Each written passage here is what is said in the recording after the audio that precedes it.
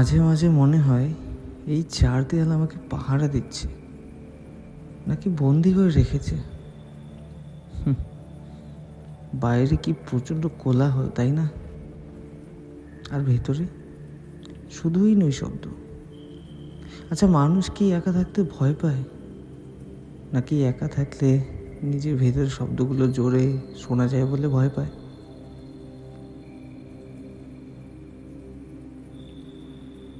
সবাই বলে move on করতে, কিন্তু স্মৃতিগুলো কি আসবাবপত্রের মতো, যে ইচ্ছে হলো আর ঘর বদলে ফেললাম?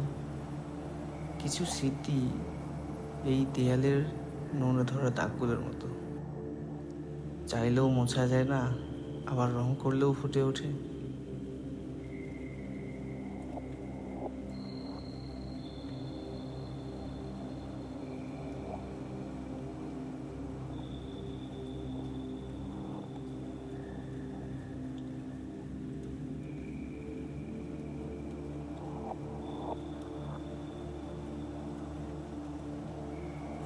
আলো থাকলে ছায়া থাকে, কিন্তু অন্ধকার হলে তখন কি ছায়ারাও একা হয়ে যায়, নাকি তারা মিশে যায় অস্তিত্বে?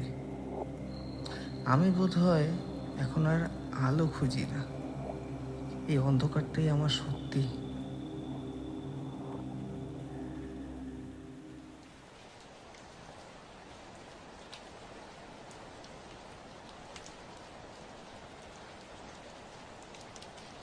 একাকিত্ব কোনো অভিশাপ নয়, এটি নিজের সাথে পরিচিত হওয়ার একটি সুযোগ।